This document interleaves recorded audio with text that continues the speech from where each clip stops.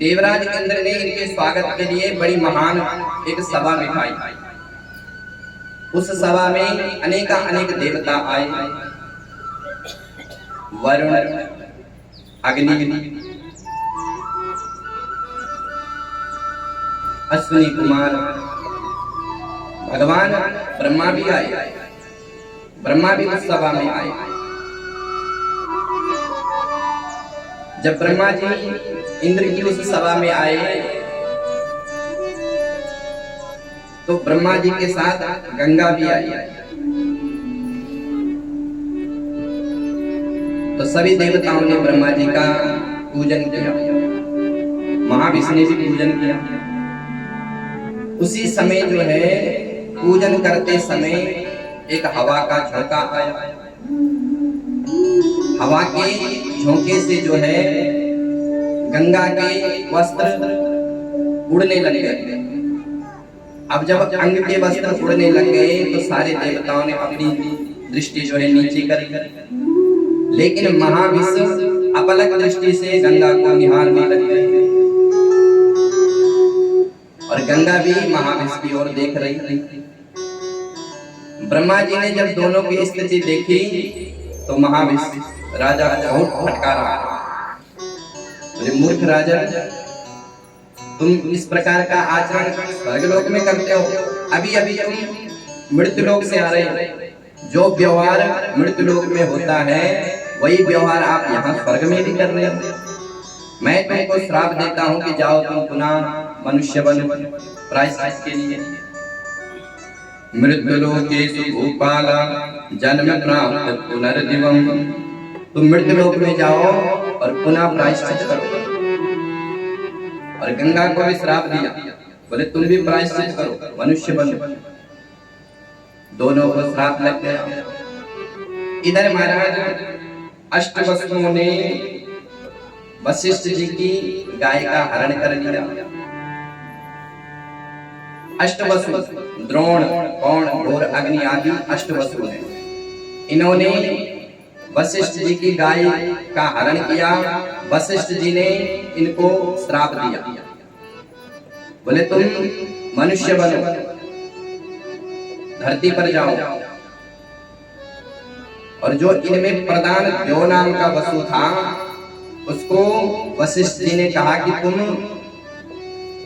हजारों वर्षों तक मनुष्य बनोगे।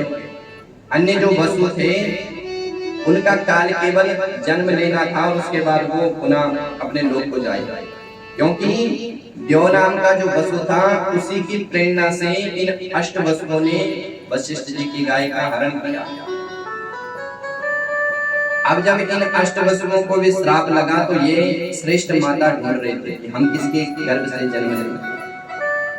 तो ये अष्ट वसु माँ गंगा के पास गए, माँ आपको भी श्राप लगा है और हमको भी श्राप लगा है, तो क्यों ना हम आपको अपनी माँ स्वीकार करें, अपनी माँ धारण करें। तो गंगा उसी समय स्वर्गलोक से धरती पर आई। कहां पर आई? बोले महाविशो निको जाता प्रीतस्मे सुतस्तदा। सूर्यवंश के एक राजा थे प्रतीप। प्रतीप राजा, जिनके पुत्र शांतनु थे।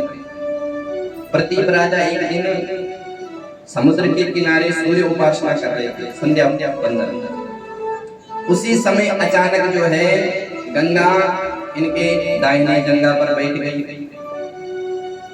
सलीला गंगा स्वेच्छाचारिणी होती है, वो किसी को पूछती नहीं है, स्वेच्छा से जाती है।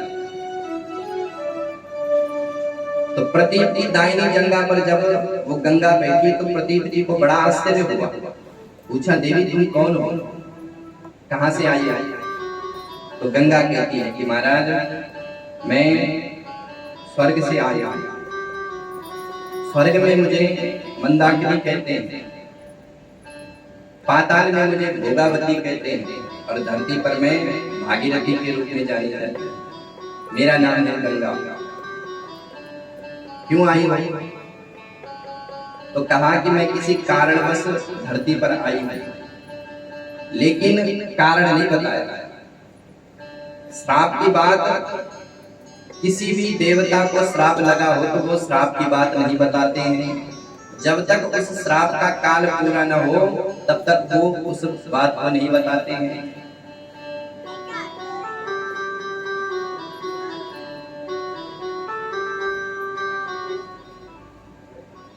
और जीवन में 9 प्रकार की बातें ऐसी होती है जिसको छुपा करके रखना चाहिए, हर किसी को नहीं बताना चाहिए। कौन कौन सी 9 प्रकार की बातें? तो आयुर्वित्तम गृहं छिद्रम मंत्रम मैथुन भेषजम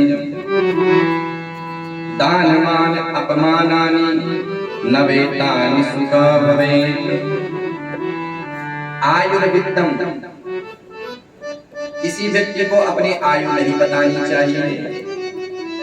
कोई अगर तुमसे पूछता है कि तुम्हारी उम्र कितनी है तो या तो एक कम बताओ या एक ज्यादा बताओ। आयुर्वित्तम, लोग तुमसे पूछते हैं कि तुम्हारे पास कितना धन है तो मत बताओ कि कितना धन है। गृहे छिद्रम, घर में अगर तुम्हारा झगड़ा हो रखा है तो उस झगड़ा को बाहर मत बताओ, उस गृह क्लेश को बाहर का विषय मत बनाओ। आयुर्वित्तम गृहे छिद्रम मंत्र, जो गुरु मंत्र होता है उसको भी किसी को नहीं बताना चाहिए, नहीं तो उसकी शक्ति छीन हो जाती है। मैथुन भेषजम, जो दवाई आप ले रहे हैं, जिस औषधि का आप पान कर रहे हैं उसको भी किसी को नहीं बताना चाहिए कि हम कौन सी औषधि ले रहे हैं, किस दवाई का पान कर रहे हैं। दानमान अपमानानि, आपने कितना दान किया उसको भी गुप्त रखिए, आपका कितना सम्मान होता है उसको भी गुप्त रखिए। सबको मत बताइए कि हमने हमारा ऐसा सम्मान किया। और कहीं पर अपमान हो रहा है तो उसको भी बार बार मत किसी से मत कहिए, नहीं तो लोग तुम्हारा उपवास करेंगे। कहीं पर अगर हमारा अपमान हो रहा है तो इसको भूल जाइए। जनवेतानि सुखं भवेत्, जो 9 प्रकार की बातों को छुपा करके रखता है वो हमेशा सुखी रहता है। तो गंगा ने अपने श्राप की बात नहीं बताई और प्रदीप जी की दाहिनी जंगा पर बैठ गए। प्रदीप ने कहा कि देवी तुम्हारा क्या उद्देश्य है, किस उद्देश्य से आई?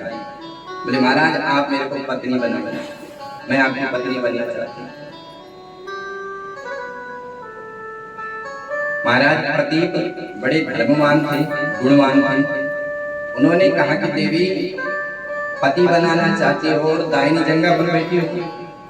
दाहिनी जंगा पर तो पुत्री का स्थान होता है, पत्नी का स्थान बाईं जंगा पर होता है, इसलिए पत्नी को वामांग कहते हैं, वामांगी। तो देवी आप दाहिनी जंगा पर बैठी हो तो मैं पत्नी तो नहीं बनाऊंगा, लेकिन मेरा पुत्र है शांतनु, मैं आपको अपने पुत्र वधू बनाना चाहता हूँ, बनाता हूँ। तो शांतनु के साथ जब गंगा का विवाह हुआ तो शांतनु गंगा के सौंदर्य को देखकर मोहित हो गए। गंगा इतनी सुंदर, जब सौंदर्य को देखकर मोहित हुए तो गंगा ने विवाह के समय एक शर्त रखी। बोले महाराज मैं आपसे विवाह तो करूंगी, लेकिन मेरी एक शर्त है कि जिस दिन तुम मेरे को टोकोगे, जिस दिन मेरे को रोकोगे किसी काम करने से, उसी दिन मैं तुमको छोड़ करके चली जाऊंगा। शांतनु ने शर्त को स्वीकार किया और विवाह हुआ। शांतनु के द्वारा गंगा के गर्भ से पहले वसु का जन्म हुआ।